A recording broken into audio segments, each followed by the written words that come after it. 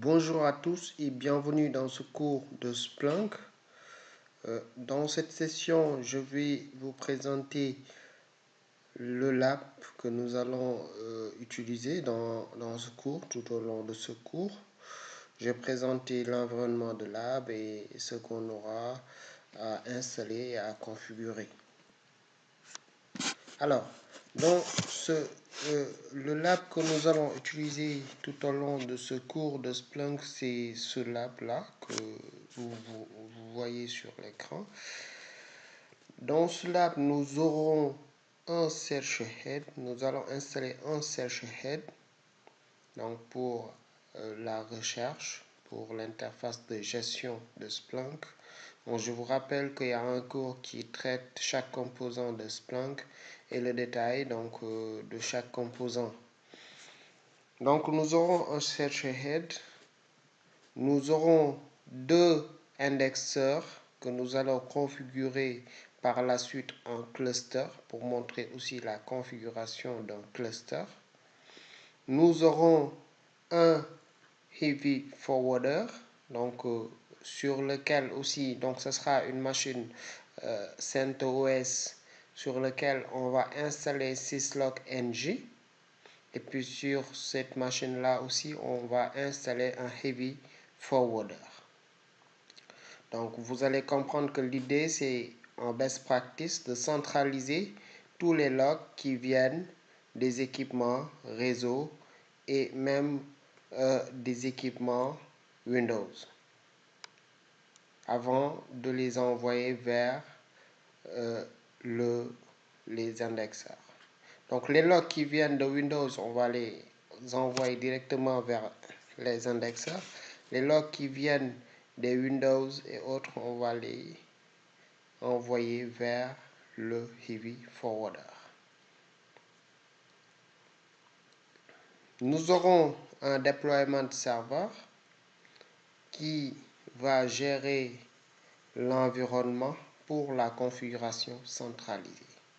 Donc vous allez voir que par la suite, toutes nos configurations que nous allons faire, nous allons le faire directement au niveau du deployment server. Le deployment server aussi, nous allons l'installer au niveau du heavy forwarder pour ne pas exécuter beaucoup de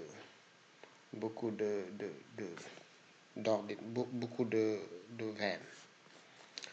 Nous aurons aussi un cluster master pour gérer nos deux clusters. Donc ce cluster master aussi, nous allons l'installer au niveau de notre heavy forwarder. Et nous aurons aussi un license master. Donc le license master, nous allons le mettre au niveau du search head. Donc comme vous allez le voir, nous aurons besoin de générer des données. Je vais vous montrer après qu'on aura utilisé GNS3 où nous allons installer un petit réseau, histoire juste de montrer comment envoyer des logs de firewall, donc par exemple ASA, vers notre heavy forwarder.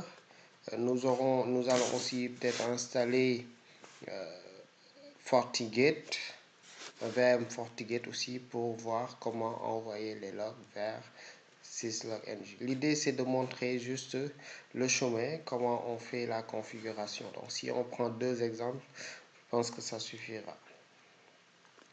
Nous allons aussi configurer un système Windows 2008 Server et nous allons installer un Universal Forwarder donc pour récupérer les logs et les envoyer directement vers l'indexeur.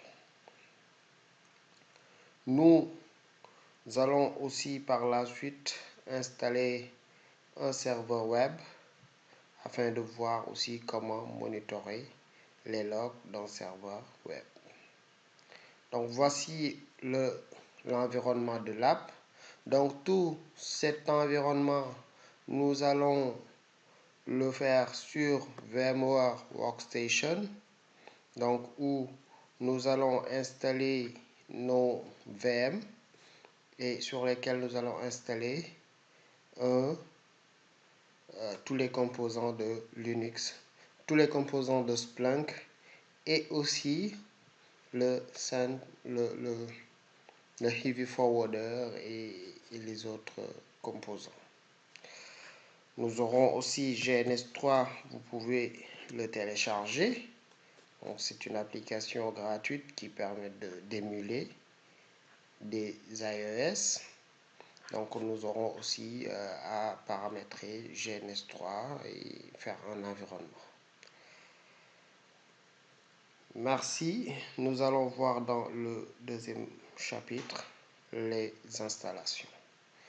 Je rappelle que nous avons vu à la base l'installation de Splunk, donc comment on fait l'installation. Donc pour toutes ces machines, tous ces composants, nous avons déjà installé Splunk. Donc il faut voir ça dans la tête. Donc c'est la même installation qu'on a fait sur le lab qui traite l'installation. C'est la même installation qu'on a fait partout dans ces composants-là.